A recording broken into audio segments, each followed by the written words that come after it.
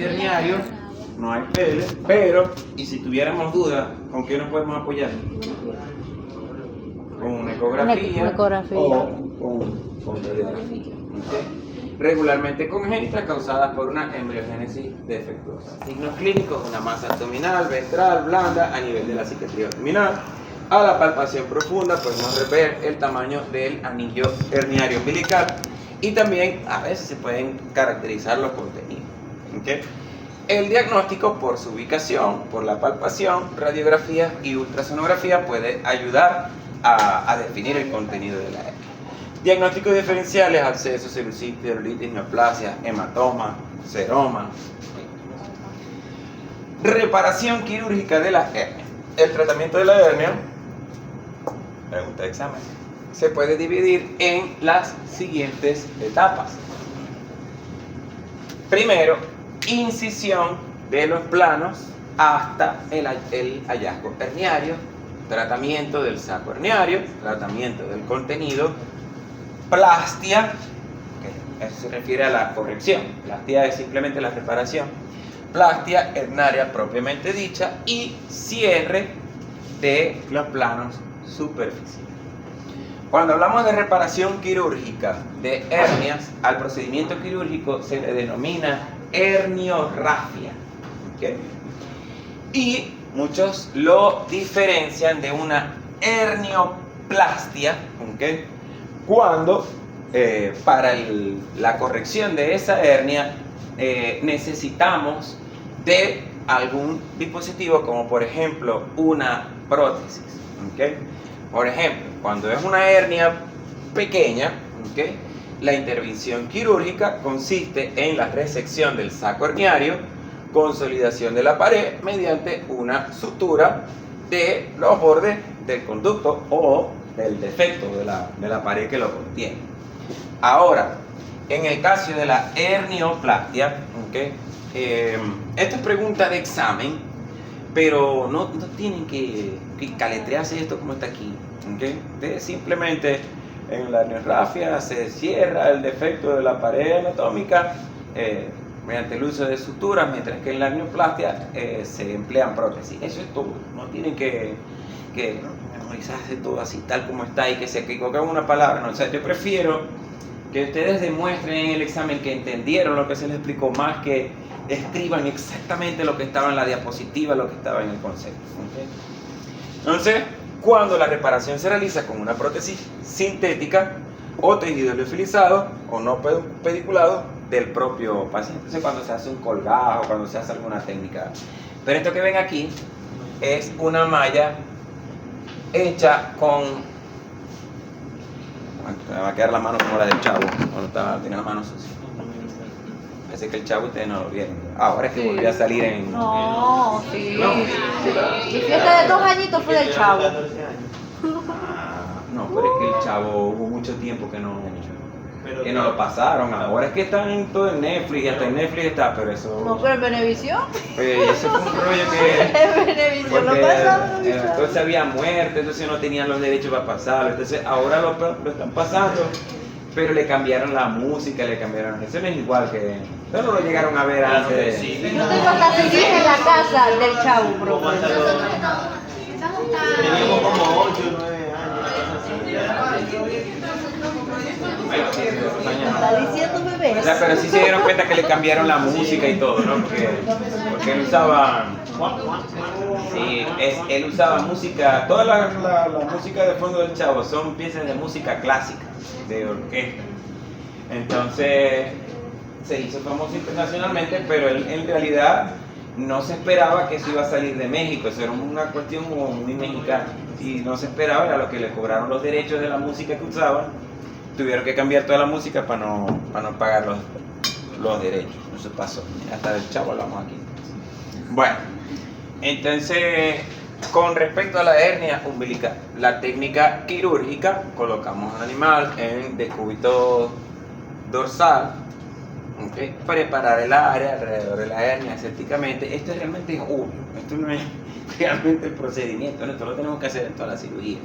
Palpar el anillo herniario y reducir el contenido si es posible. Okay. Esto es para evitar los riesgos cuando yo voy a incidir. se realiza una incisión fusiforme en la línea media ventral sobre el ombligo que permita la exploración de todo el contenido. O sea, la incisión fusiforme lo que yo le decía que era una incisión así, ¿okay? No encima, ¿okay? Pero eso no es tan obligatorio. ¿Qué es lo que vamos a hacer? Incidir el saco horneario, reducir el contenido y escindir cualquier tejido necrótico alrededor de la hernia si es que lo hay, ¿okay? Si el contenido no puede ser reducido, hacer una incisión elíptica para evitar el daño a los tejidos. O sea, ahí sí vamos a hacer una incisión elíptica alrededor del músculo, ¿okay? Y a veces otra técnica también, aunque no está aquí, es hacer una incisión por debajo del tejido herniario y, o sea, entrando hacia el abdomen voy a alar un poco los tejidos que están herniados desde abajo para poderlos reintroducir. Esa es otra técnica. Incidimos el saco herniario y reposicionamos los tejidos en la cavidad abdominal. Si la hernia contiene solo grasa y aumento, podemos ligar el cuello del saco horneario y extirparlo. A mí no me gusta hacer eso, ¿okay? Porque igualito va a quedar el efecto allí, ¿okay? Hay algunos que lo que hacen es que cierran la pared abdominal con nylon, o sea, es un defecto muy pequeño y lo que está fuera es grasa, hago una ligadura de la grasa, la corto y ya no va a quedar el aumento de volumen allí. Y ponen una sutura de nylon, ¿okay? Que va a quedar allí permanentemente para que no pueda salirse no se pueda salir más grasa ni nada que está sellado. Yo sí hago mi incisión del anillo, reintroduzco todo y lo vuelvo a cerrar. ¿Okay? Vamos a liberar el anillo herniario. Recuerden, aquí está el anillo, miren. Vamos a cortar estos bordes del anillo y luego suturar. Y vamos a ir suturando, ¿okay? Todos los planos, subcutáneo, o sea, muscular, subcutáneo, pie, ¿okay? En hernias pequeñas, el cierre se realiza uniendo las capas musculares y fascia de la hernia a través de una sutura absorbible, polidioxinona, está mal escrito, poligliconato, Vicryl, y utilizamos un patrón simple continuo. En hernias de gran tamaño se debe o solapar los bordes de la hernia utilizando un patrón colchonero, el que va a aportar más resistencia, o en su defecto, lo que vamos a hacer en vez de herniorrafia sería la hernioplastia, que es utilizar las mallas de polipropileno para corregirlo, ¿okay? Esta es la técnica que habla aquí, solapar usando un colchonero. O sea, vamos a colocar una pared sobre la otra y hacemos la incisión, vamos a decir, y hacemos el nudo acá arriba y hacemos barro. Va a ser interrumpido, ¿okay? Va quedando, o continua. Esto ofrece más resistencia, pero si es una hernia pequeña no es necesario, simplemente cierro la pared tal y como lo haría en una... En el caso de la hernia inguinal es cuando los órganos protruyen a través del canal inguinal. Puede ser causada por trauma o pueden ser congénitas, pueden ser unilaterales, tanto en machos como en hembras, castrados o no, o pueden ser bilaterales. Las hernias congénitas pueden estar asociadas a otras anormalidades, o sea, muchas veces los animales que tienen hernia inguinal también tienen hernia umbilical o pueden estar asociadas a otros problemas. Las hernias son raras en gatos, es un problema más de perros, ¿okay? En el caso de la hernia inguinal vamos a ver un aumento de volumen en la región inguinal, puede haber dolor, letargia, vómitos en caso de estrangulación. Los vómitos también ocurren en caso de estrangulación de hernia umbilical, obviamente, ¿no? Es como si hubiera una obstrucción intestinal. Y el aumento es el elemento más frecuente, pero a veces en hembras intactas incluso el útero se puede meter dentro de la hernia. El diagnóstico igual es por la ubicación, palpación, y ahí sí va a ser como más necesario apoyarnos más que todo con ultrasonografía, ¿okay? Porque en la parte inguinal no se palpa como tal un anillo herniario tan bonito como se palpa en una abdominal. ¿Cómo lo vamos el diagnóstico diferencial? Podría incluir tumores mamarios, linfoma, linfadenopatía. Cuando hablo de linfadenopatía es que un ganglio esté aumentado de tamaño. A veces cuando están en la zona inguinal pueden verse así, abscesos o quistes, tumores mamarios, ¿okay? Cuando vamos a reparar una hernia inguinal, ¿okay? La reparación quirúrgica consiste en hacer una incisión en la línea media del abdomen. Ese a veces es un error común, ¿okay? Que queremos hacer la incisión en esta zona y allí no es el sitio adecuado. Aparte de que nos vamos a encontrar con más sangrado y nos vamos a correr el riesgo de incidir el saco herniario o incluso los órganos que están herniados, ¿okay? Es mucho más sencillo hacer una incisión en la línea media del abdomen y vamos divulsionando y separando la piel hasta que podamos observar de esta manera, ¿okay? El saco herniario a través del anillo, ¿okay? Y lo podamos detectar aquí, ¿okay? Este es el saco herniario, aquí se hizo una incisión sobre el saco herniario. Recuerden que el tratamiento quirúrgico de la hernia es ubicar el saco herniario, incidir el saco herniario, reintroducir los órganos, ¿okay? Hacer el corte del tejido sobrante, ya sea del saco herniario o de la pared muscular, ¿okay? Y cerrar los planos, ¿okay? Ahora, en el caso de la hernia inguinal, allí sí hay cierta variación. Ahí sí no es, o si lo vamos a hacer, debemos tener mucho cuidado de cortar la pared muscular, ¿okay? Ahí no se hace lo que les expliqué de cortar todo el músculo, sino que ahí sí hacemos una sutura, ¿okay? Y debemos tener, porque lo que vamos a cerrar es el saco herniario, la pared muscular sí la vamos a dejar así, pero debemos tener mucho cuidado, ¿okay? Reintroducir las vísceras, incidir el saco herniario, eliminar el sexo del saco. Debemos tener mucho cuidado con esta estructura que ven aquí.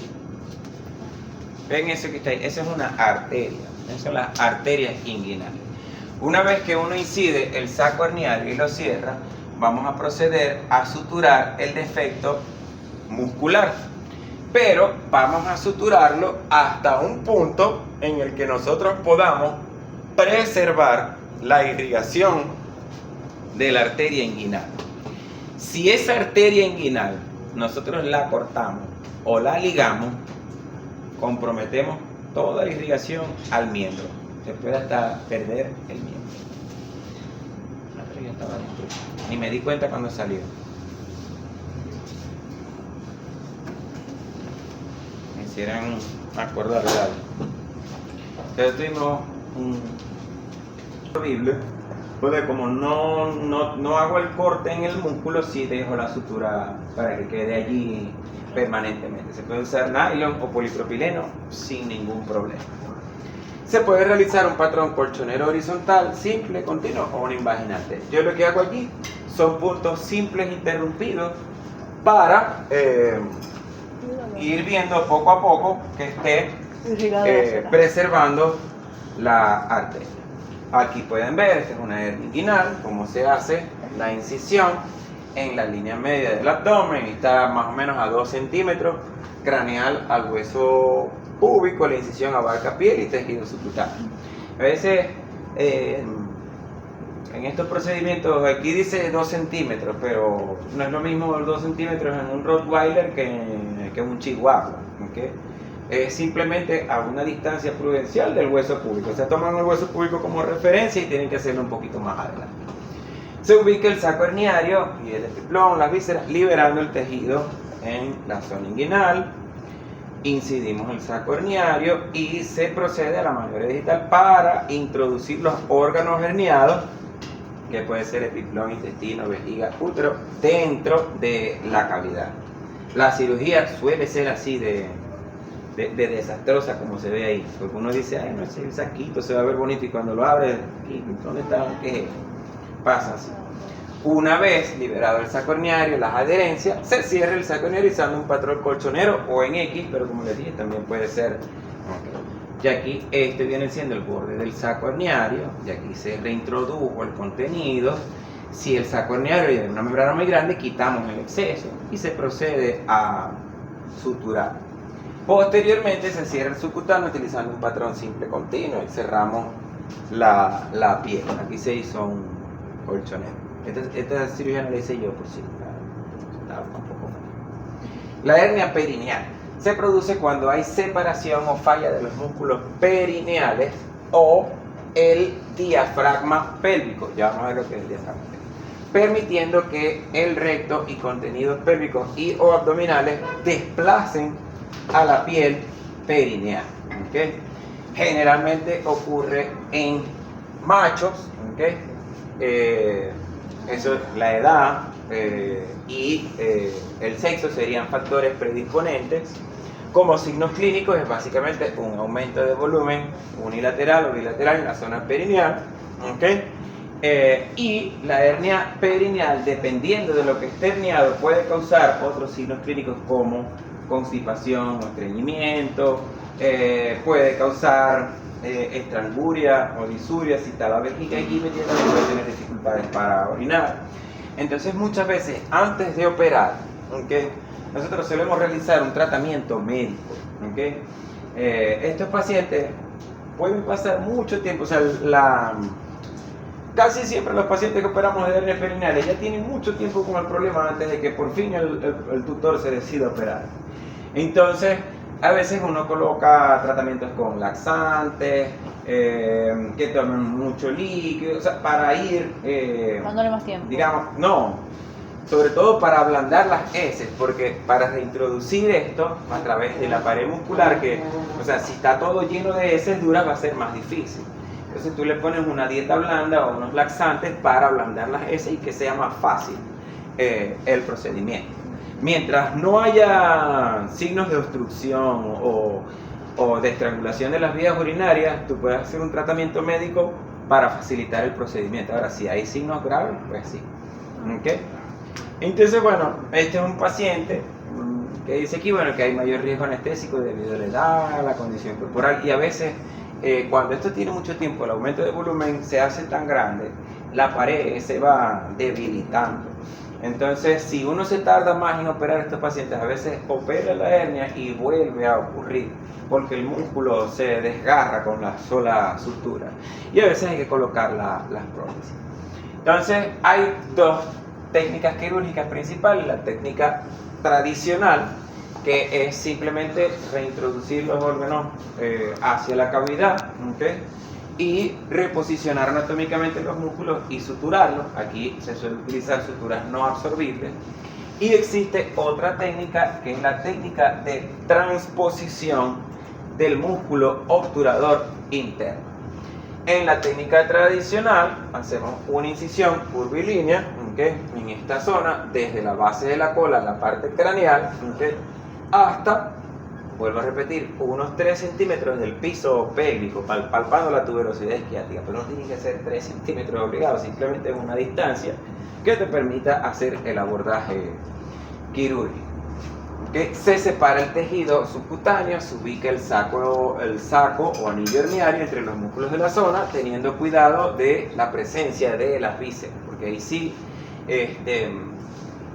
me lo explico, esa cirugía suele ser un poco caótica en el sentido de que una vez cuando uno abre la piel, los dibujitos y las ilustraciones de los libros te ponen todos los músculos así bien bonitos, pero a lo que tú ves eso, hay inflamación, los músculos han perdido su forma normal, entonces cuesta realmente, hasta uno que ya tiene experiencia, cuesta identificar las estructuras.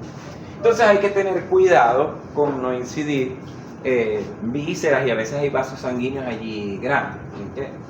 Una vez reintroducidas las vísceras, se procede a cerrar el anillo y uniendo los músculos mediante suturas no absorbibles, ¿okay?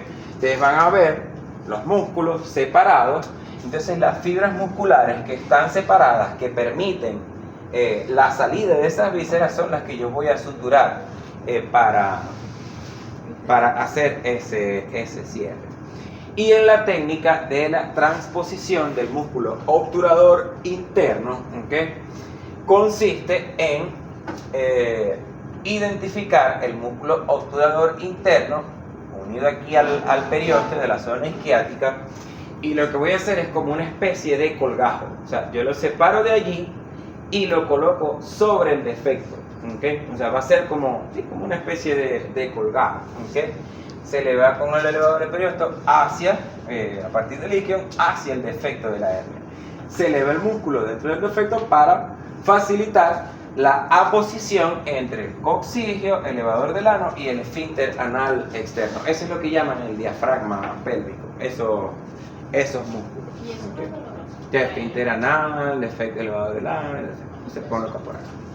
Esta técnica yo realmente no la he hecho, siempre hago la técnica tradicional, y cuando veo que son hernias estrambóticamente grandes, profesor Gustavo, le tengo un paciente, pero me está fácil, yo se lo voy a enviar. Entonces, bueno, se lo envié. Colocar sutura interrumpida simple para afrontar los músculos, ¿okay? Y bueno, colocar suturas entre el obturador interno, esfínter anal, en medial de los músculos del elevador del ano y coccigio lateral. O sea, simplemente los músculos que ya, o sea, como la técnica tradicional, los músculos que yo veo separados y que permiten la salida de ese saco son los que yo voy a unir y dejar. Yo he visto incluso el profesor Gustavo hace como una especie de enmallado con las suturas para, como si fuera la prótesis, pero hace como una malla con las suturas. Entonces, bueno, aquí ven los músculos, miren que hay suturas, ¿okay? Que van sellando eso. O sea, uno debe estar pendiente allí de que las suturas estén uniendo un músculo con otro, no solo el saco, sino los músculos. Que cuando yo cierre el defecto, todo lo que ve allí en esa zona sea músculo. ¿Sí me explico? Me dicen que tienen una imagen de esta hernia perineal bastante grave, ¿okay? Así son los casos que yo digo, yo lo voy a enviar con un especialista bien chévere, lo va a tratar excelente. Fíjense, esto es saco herniario. Fíjense que aquí hay fibras musculares, pero que están debilitadas. Miren. Entonces ahí uno ve eso y claro, tenía la vejiga urinaria allí, hizo el vaciado de la vejiga urinaria y miren cómo queda eso. Entonces, ¿qué es lo que uno va haciendo? Es reintroduce el saco y empieza a identificar las estructuras musculares para suturar una con otra. Se reintrodujo el saco. Aquí pueden ver una fibra muscular, aquí ven otra fibra muscular, aquí vemos otra. Entonces empezamos a hacer suturas entre una fibra muscular a otra, sellando este orificio que permitió la salida del saco herniario. Aquí, mira, aquí el saco como se ve completico, bien bonito. Y aquí vamos a cerrar. Se identifican fibras musculares y aquí se va sellando uno. Cierra. Y ahí se va filtrando. Miren cómo se ve aquí. Cierra. Punto simple. La carga. Sí, punto simple interrumpir. Y aquí se cerró el defecto. Y después cerramos los planos, cerramos pies. Y Profe, hernia. una pregunta. Yes. En ese caso de hernia perineal, ¿no puede llevar a producir un prolapso? ¿No se ha visto un caso así? Porque como todo queda en el saco.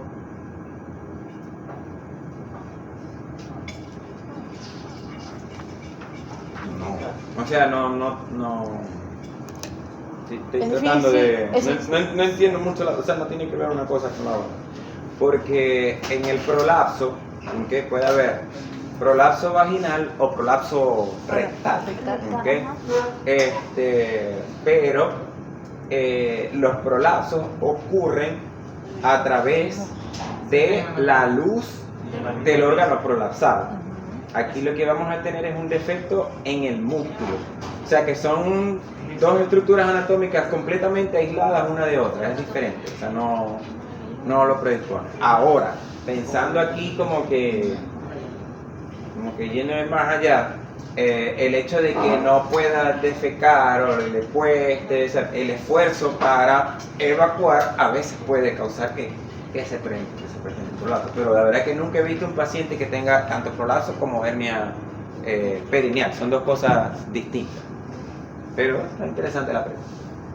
Bueno, la hernia diafragmática, también llamada pleuroperitoneal, ocurre cuando se interrumpe la continuidad del diafragma y los órganos abdominales migran hacia la cavidad torácica.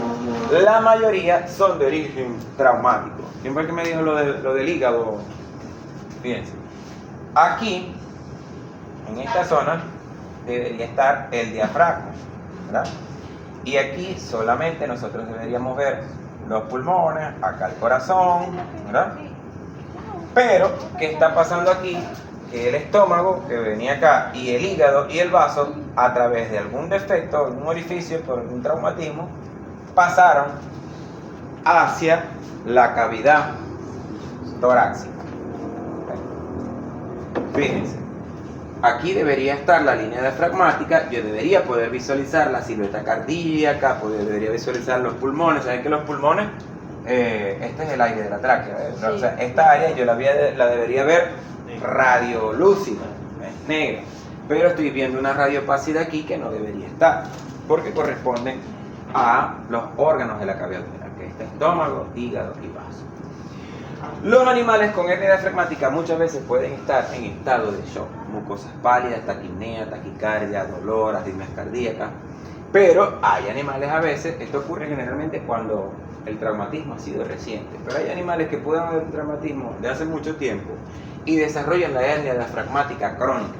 O sea, de alguna manera se estabilizan, ¿ok? Pero ¿qué les pasa? Que son intolerantes al ejercicio, a veces no se pueden voltear porque si los volteamos pasa, se mueve, se desplazan los órganos y empieza a haber pérdida de peso, dolor después de comer, vómitos, diarrea, y el hígado muchas veces es el órgano más frecuentemente involucrado, y por la oclusión de los vasos portales muchas veces se suele asociar a hidrotórax o a efusiones pleurales o torácicas. ¿Okay? El diagnóstico lo hacemos por radiografía o ultrasonografía, donde vamos a observar la pérdida de la línea diafragmática, pérdida de la silueta cardíaca, presencia de gas abdominal en la cavidad torácica, o si le hacemos una radiografía de contraste, vamos a ver el vario en la cavidad torácica, y desplazamiento de los pulmones dorsal o lateral. En caso de efusiones pleurales o de estar el hígado herniado, la ultrasonografía es como la mejor ayuda diagnóstica. Fíjense, este es un paciente al que se le hizo una radiografía de contraste, ¿okay? Fíjense, casi no se puede ver, ¿no? Pero esta es la cavidad torácica, ¿ven? Y esta es la cavidad abdominal. Y miren cómo está todo el intestino metido en la cavidad torácica. Luego de corregir una hernia diafragmática, ¿puede pasar que a los meses se desarrolle alguna otra patología? ¿Cómo qué? Piotórax. Sí, pero el piotórax ocurre porque se infectó. Pero, O sea, hubo algún procedimiento que inoculó una pero bacteria meses dentro del después, tórax. puede pasar algo así. Es que no es que sea meses después, es que se detectó meses después. Porque un piotórax es secreción de pus hacia la cavidad torácica. Entonces,